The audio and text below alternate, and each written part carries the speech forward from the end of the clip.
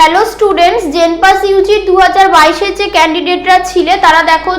Seat allotment result তোমাদের second round of counselling এরও এসে গেছে। তো এর পরের স্টেপ হচ্ছে মপ আপ রাউন্ড, তোমরা জানো। এবং মপ আপ রাউন্ডটা কি করে হবে, কি প্রসিডিওর আছে, তার আউটকাম কি হতে পারে, তোমরা যদি মপ আপ রাউন্ডে এনরোলমেন্ট আবার করো তার কি আউটকাম হতে পারে, না করলেই বা কি হবে, সেই বিষয়গুলো নিয়ে চলো আজকে তোমাদের সঙ্গে আমি ডিসকাস করে দিই। তো ফার্স্টেই চলো দেখো এখানে অফিসিয়াল নোটিফিকেশনে কি দিচ্ছে যে মপ আপ রাউন্ড মানে দুটো কাউন্সিলিং এর পর আসছে। সেখানে বলছে যে participation in mop up round is optional, মানে আমাকে পার্টিসিপেট করতেই হবে এমন ব্যাপার না। আমি ফার্স্ট রাউন্ড সেকেন্ড রাউন্ডে অ্যাডমিশন নিয়েছি, তো দেন আমাকে মপ আপ রাউন্ডে যেতে হবে এমন কোনো ব্যাপার নেই। দেন বলছে all registered candidates are eligible for mop up round except those who have been debarred due to various reasons, মানে যাদের ধরো কোনোভাবে কোনো রকম সমস্যা কিছু করেছো, কোনোভাবে কেউ হয়তো ফার্স্ট রাউন্ডের যেখানে সিট অ্যালটমেন্ট পেয়েছিলে আর যাওইনি, ডকুমেন্ট ভেরিফিকেশন বারবার করতে বলা হয়েছে করোনি, তো তাদের তো কাউন্সিলিং এর প্রসিডিওরটার মানে পরের পরবর্তী প্রসিডিওর থেকেই তাকে বার করা হয়েছে, মানে সে আর নেই, সেখানে উইথড্র করে দেওয়া হয়েছে। কিন্তু বাকি স্টুডেন্ট যারা পরপর first round second round of counselling এর থরলি সব প্রসেস মেনে এসেছো, সেরকম সব স্টুডেন্ট কিন্তু মপ আপ রাউন্ডে পার্টিসিপেট করার জন্য এলিজিবল। যারা সিট পেয়েছো, যারা সিট পাওনি, সবাই কিন্তু এলিজিবল মপ আপ রাউন্ডে পার্টিসিপেট করার জন্য। হলো, এরপর বলছে the candidate must consciously register for the mop up round, pay a fee for ₹200। তো তোমাদের কি করতে হবে, আবার করে কিন্তু রেজিস্ট্রেশন করতে হবে। তো 200 টাকা লাগছে সেখানে। তো যারা উইলিং স্টুডেন্টস আছো তারা মপ আপ রাউন্ডে পার্টিসিপেট করবে। তো এবার এটা কিন্তু মনে রাখতেই হবে যে মপ আপ রাউন্ডে যদি তুমি কোনো কলেজ পেয়ে যাও তাহলে কিন্তু তুমি আগের কলেজে ফিরে আসতে পারবে না, এটা মাস্ট। যে মপ আপ রাউন্ডে যে কলেজটা পাবে তোমাকে সেখানে ভর্তি হতেই হবে, এটা হলো। দেন বলছে the participants in the mop up round will have to give their choice of institutes, মানে আবার তোমাকে চয়েস ফিলিং করতে হবে, মানে আবার রেজিস্ট্রেশন করলে 200 টাকা দিয়ে এবং চয়েস ফিলিংও করলে। দেন বলছে the candidate must cautiously note that if she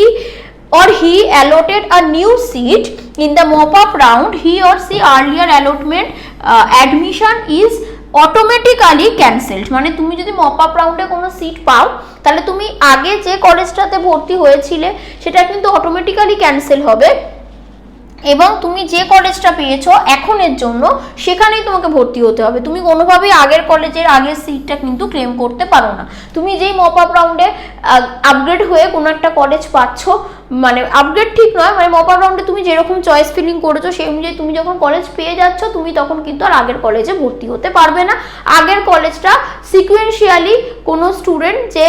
তোমার পরে ছিল বা চাইছিল সে কলেজটা পায়নি, তো তাকে কিন্তু সেটা ট্রান্সফার করে দেওয়া হবে, সেটা এখানে বলা হলো। দেন বলা হচ্ছে দেখো এখানে যে if the candidate has paid the seat acceptance fees ₹1000, মানে কেন first round of counselling second round of counselling তো হয়ে এসেছে এবং সেখানে সিট অ্যাকসেপ্টেন্স ফিস তো 1000 টাকা দেওয়াই আছে। তো সেটা যদি দেওয়া থাকে তাহলে মপ আপ রাউন্ডে নতুন করে তুমি যে কলেজটা পেলে তার জন্য আবার কিন্তু সিট অ্যাকসেপ্টেন্স ফিস দিতে হবে না, ওটাই কনসিডার হবে। এবার বলছে যে তুমি যদি কোনো জায়গায় কোনো স্টুডেন্ট এরকম হয়ে থাকো যে 1000 টাকার বেশি ফিস দিয়ে এসেছো সিট অ্যাকসেপ্টেন্স ফিস হিসাবে, সেটা তাহলে কলেজের দায়িত্ব, তুমি আর তোমার দায়িত্ব তুমি কিভাবে সেটা কলেজ থেকে রিটার্ন নেবে, সেটার জন্য WBJEE বোর্ড কোনোভাবেই রেসপন্সিবল থাকবে না। দেন বলছে there will be only one mop up round, মানে WBJEE আন্ডারে একটাই মপ আপ রাউন্ড থাকবে। সেটা হয়ে যাওয়ার পর সব কলেজে যা যা ভ্যাকেন্ট সিট থাকবে সেটা বলছে দেখো will hand over the custody of all vacant seats to the concerned authority for appropriate action at their end, মানে সবকিছু মানে WBJEE last round mop up round করে দেবে। দেন যা যা সিট পড়ে থাকতে সেটা পুরোপুরি ওই কলেজ অথরিটির উপর ডিপেন্ড করছে তারা কিভাবে কি ডিস্ট্রিবিউট করবে, হয়ে গেল। দেন বলছে মপ আপ রাউন্ডে হওয়াটা কি, ওর প্রসেসটা কি আছে সেটাও দেখো তোমাদের সঙ্গে এখানে ডিসকাস করা আছে। কি বলা হচ্ছে there can be the following different outcomes of the allotment of mop up round. কি না বলছে those who took admission in round 1 or in round 2, মানে তোমরা অনেক স্টুডেন্ট প্রাইভেট হোক গভর্নমেন্ট কলেজ হোক রাউন্ড 1 রাউন্ড 2 এ সিট অ্যালটমেন্ট পেয়েছো, ভর্তি হয়ে আছো, তাদের ক্ষেত্রে দেখো বলছে যে তোমাকে কন্টিনিউ করতে হবে নতুন যে মপ আপ রাউন্ডের কলেজটা পেয়েছো, মানে তুমি আগে যে কলেজে ভর্তি হয়েছিলে, তুমি যদি মপ আপ রাউন্ডে নতুন কোনো কলেজ পাও তাহলে কিন্তু তোমাকে অবশ্যই মপ আপ রাউন্ডের অ্যালোটেড সিটটাতেই ভর্তি হতে হবে, আগের অলরেডি অ্যাডমিটেড সিটটা তোমার জন্য আর থাকবে না। আর কি বলছে যে যদি তুমি বলছো নিউ অ্যালটমেন্ট পাও তাহলে সেখানে রিপোর্টিং করতে হবে, গিয়ে সেখানে ভর্তি হয়ে যেতে হবে, কিন্তু যদি তুমি কোনো অ্যালটমেন্ট না পাও তাহলে আগের যে কলেজটায় তুমি ভর্তি হয়েছিলে সেটাই তোমার জন্য থাকবে, কোনো সমস্যা নেই, তুমি সেখানেই ভর্তি হয়ে যেতে পারবে। এবার বলছে those who did not complete admission in round 2, তুমি রাউন্ড 1এও হয়নি, রাউন্ড 2এও হয়নি, কেন না তোমার ভেরিফিকেশনে ক্যান্সেল হয়ে গেছিল, ঠিক আছে, তো সেই জন্য তোমার সমস্যা হয়েছে, তারাও তো মপ আপের জন্য এলিজিবল। তো বলছে if they get allotment in mop up round, তোমাকে কখন কলেজে যেতে হবে, মানে ফার্স্ট রাউন্ড সেকেন্ড রাউন্ডে বিভিন্ন কারণে যে ডকুমেন্ট ভেরিফিকেশন এইসবের জন্য দেখা গেছে যে তুমি সে সময় কোনো সিট অ্যালট হয়েও তোমার কলেজে ভর্তি হয়নি, তো তারা মপ আপ রাউন্ড করতে পেরেছিলে, এলিজিবল ছিলে, এবার তোমার আশা করি ডকুমেন্টস সব ঠিকঠাক নিয়ে গেছো এবং তখন তুমি যে মপ আপ রাউন্ডে যদি কোনো কলেজ পাও সেই কলেজে গিয়ে তুমি কিন্তু ভর্তি হয়ে যেতে পারবে ডকুমেন্ট ভেরিফিকেশন সব কিছু করিয়ে। দেন বলছে those who did not get any allotment in round 1 or round 2 but got an allotment in mop up round, মানে কোনো স্টুডেন্ট যে অনেকেই হয়তো হবে যে ফার্স্ট রাউন্ড বা সেকেন্ড রাউন্ড সবগুলো হয়ে যাওয়ার পরেও কোনো চান্স পাওনি কোনো কলেজে ভর্তি হওয়ার, তো তারাও কিন্তু মপ আপ রাউন্ডের জন্য এলিজিবল, তারাও মপ আপ রাউন্ডে পার্টিসিপেট করতে পারবে। তো তারা ওই 200 টাকা দিয়ে তো রেজিস্ট্রেশন করিয়েছো, দেন তোমরা সিট অ্যালটমেন্টটা মানে সিট সাজিয়েছো কিরমভাবে কি কলেজ চাইছো, এবার তোমাকে সিট অ্যাকসেপ্টেন্স ফিসটা কিন্তু তোমাকে দিতে হবে, কারণ তুমি তো তার আগে কোনো কলেজ পাওনি, তো তাই জন্য তুমি কোথাও সিট অ্যাকসেপ্টেন্স ফিস আগে দিয়ে রাখোনি, তাই মপ আপ রাউন্ডেই প্রথম তুমি কোনো কলেজ পেলে, তাহলে সেখানে তোমাকে সিট অ্যাকসেপ্টেন্স ফিসটা দিয়ে দিতে হবে, সেই কলেজে গিয়ে রিপোর্ট করতে হবে, তোমার ডকুমেন্ট ভেরিফিকেশন করে সেখানে তুমি অ্যাডমিশন নিতে পারো। হলো, এবার বলছে কি জেনারেল রুল কিছু দেখো বলছে যে in case of first time allotment is mandatory to pay seat acceptance fee and report to the allotted institute for document verification before any further activity, মানে বলছে কি যে in case of first time allotment, তুমি যখন প্রথমবার allotted হচ্ছে কোনো কলেজে, মানে তুমি তোমার জন্য যেটা ফার্স্ট টাইম সেটা হতে পারে যে কোনো রাউন্ড, কিন্তু তোমার জন্য ফার্স্ট, তোমাকে তখন কলেজে গিয়ে ডকুমেন্ট ভেরিফিকেশন করিয়ে আসতে হবে। whenever and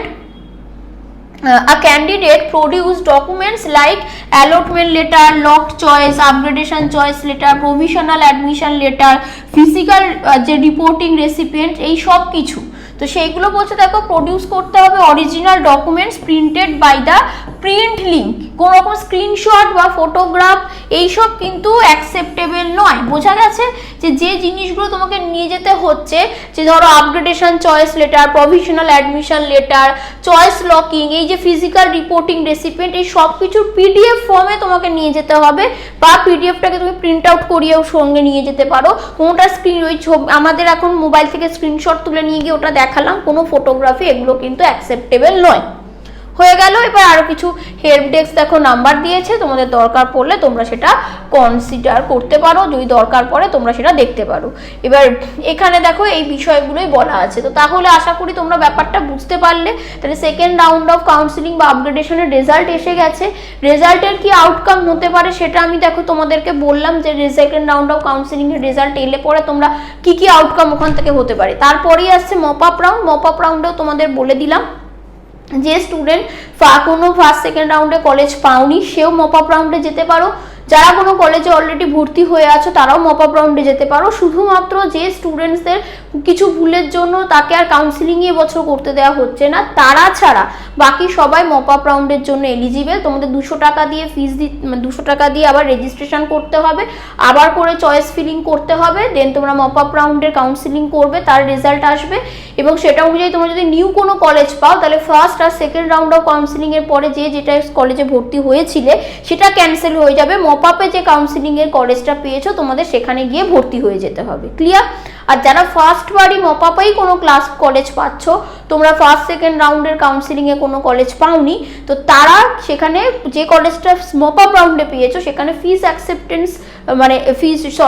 সিট অ্যাকসেপ্টেন্স ফিসটাও তোমাকে দিতে হবে, কেননা তুমি ফার্স্ট সেকেন্ড রাউন্ডে কোথাও কোথাও ভর্তি হওনি, তো তাই তোমাকে সিট অ্যাকসেপ্টেন্স ফিস দিতে হবে, সব ডকুমেন্টস যা যা রিকোয়ারমেন্টস ছিল সেগুলো নিয়ে যেতে হবে, নিয়ে গিয়ে অ্যাডমিশন নিতে হবে। আর যারা ফার্স্ট সেকেন্ড রাউন্ডে অলরেডি ভর্তি হয়েছিলে তারা তো আগে থেকেই সিট অ্যাকসেপ্টেন্স ফিস দিয়ে রেখেছো, তাই নতুন করে সিট অ্যাকসেপ্টেন্স ফিস দেওয়ার কোনো ব্যাপার থাকছে না, তোমাকে অ্যাডমিশন নিয়ে নিলেই হবে যে কলেজে পাচ্ছ। এবার যদি মপ আপ রাউন্ডে দেখো যে তুমি নতুন কোনো কলেজ পাওনি, তো তাহলে কিন্তু পুরনো যে কলেজটা সেটাই তোমার জন্য থেকে যাবে, তুমি সেখানেই ভর্তি তো হয়েই আছো, বা যদি ভর্তি নাও হয়ে থাকো, তোমার সেকেন্ড থার্ড চয়েস ছিল তাই তুমি ভর্তি হওনি, কিন্তু আপগ্রেডেশনে মানে তুমি সেখানে গিয়ে সব ভেরিফিকেশান করিয়ে এসছো, মপ আপে কিছু পেলে না কলেজ, তো তুমি তাহলে আগের কলেজে ভর্তি হয়ে গেলে, ব্যাস এটা হয়ে কমপ্লিট হয়ে গেল। এটাই বোঝা গেল আশা করি। আর বলার ছিল যেটা, যে ধরো 1000 টাকার বেশি বলছে কোনো জায়গায় যদি অ্যাডমিশনে দিয়ে, মানে অ্যাডমিশন নয় মানে সিট অ্যাকসেপ্টেন্স ফিস হিসেবে দিয়ে থাকো, তো সেটা কিন্তু কোনোভাবে রিটার্নের দায়িত্ব WBJই নয়, তুমি যে কলেজে দিয়েছো এক্সট্রা ফিসটা সেখান থেকে তোমাকে ওটা মানে রিটার্ন করার ব্যবস্থা করে নিতে হবে, ব্যাস এটুকুই। আর কেউ একবার মপ আপে সিট পেলে নতুন, তোমার আগের সিটটা কিন্তু তোমার জন্য আর থাকবে না, তোমাকে নতুন যে সিটটা পেয়েছো মপ আপ রাউন্ডে সেই কলেজেই গিয়ে ভর্তি হতে হবে। আর যখন তুমি যারা অলরেডি মপ আপ ধরো first round of counselling, second round of কাউন্সিলিংয়ে কোনো না কোনো কলেজ তোমাদের জন্য অ্যালোটেড আছে বা তোমরা অ্যাডমিশন নিয়ে রেখেছো, দেন তুমি মপ আপ রাউন্ডে যাচ্ছ, তাহলে যে কলেজটায় তুমি অলরেডি অ্যালোটেড আছো ফার্স্ট বা সেকেন্ডের কাউন্সিলিংয়ে বা তুমি অ্যাডমিশন নিয়ে রেখেছো,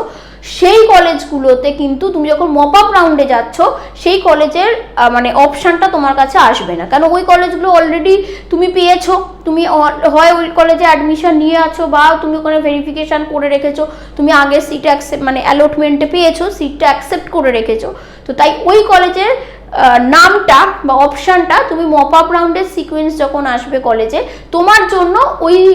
কি বলে যে অপশানটা, ওই কলেজের অপশানটা আসবে না, কেন অলরেডি তোমার কাছে ওটা আছে, তুমি ওটা পেয়েই গেছো, তুমি ওটা চাইছো না অন্য কোনো কলেজ চাইছো বলে আবার মপ আপ রাউন্ডে অ্যাটেন্ড করছো, এই জন্য ওই কলেজটা তোমার জন্য আসবে না। বোঝা গেছে? তো এই জিনিসগুলো আমার তোমাদের বোঝানোর ছিল। সবাইকে all the best, thank you.